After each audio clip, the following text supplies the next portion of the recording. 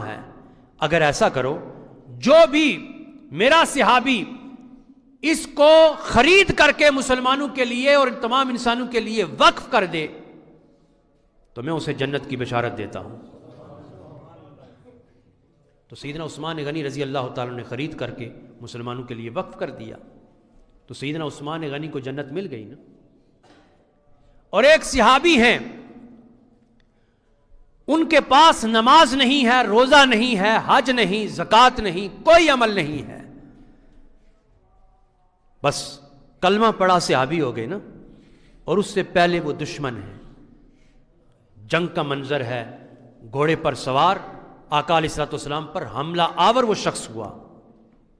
تو جیسے ہی قریب آیا حملہ کرنا چاہا تو ایک لمحے میں نگاہ مصطفیٰ اٹھی اور اس کے چہرے پر پڑی، اس کے دل کی دنیا تبدیل ہو گئی.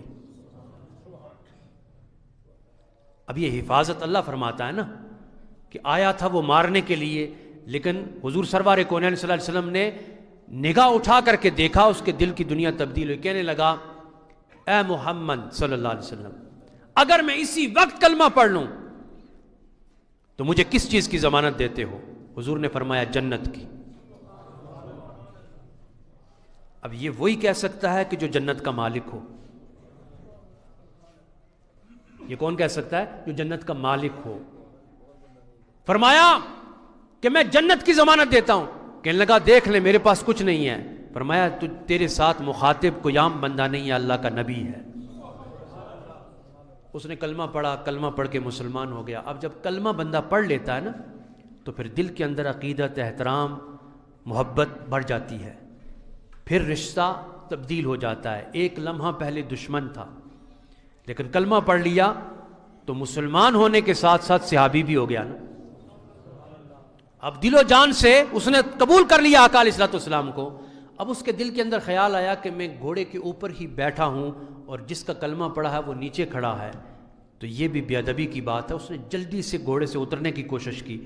تو جیسے جلدی سے اترنے کی کوشش کی تو اس کا پاؤں رکاب کے اندر آ گیا اور وہ منہ کے بل نیچے گرا اور وہیں پر ختم ہو گیا. اس کی جان نکل گئی. تو سرکار کائنات صلی اللہ علیہ وسلم نے صحابہ کرام سے مخاطب ہو کے فرمایا میرے صحابہ جس نے جنتی کو دیکھنا ہے اس کو دیکھ لو. تو واقعہ بیان کرنے کا مقصد یہ ہے کہ جنت اس طرح میرے آقا علیہ الصلوۃ والسلام تقسیم کرتے ہیں تو یہ وہی کر سکتا ہے کہ جس کو جنت کا مالک بنا دیا جائے. تو نبی پاک صاحب لولاک صلی اللہ علیہ وسلم کو اللہ تبارک و تعالی نے جنت کا مالک بنا کر کے بھیجا ہے.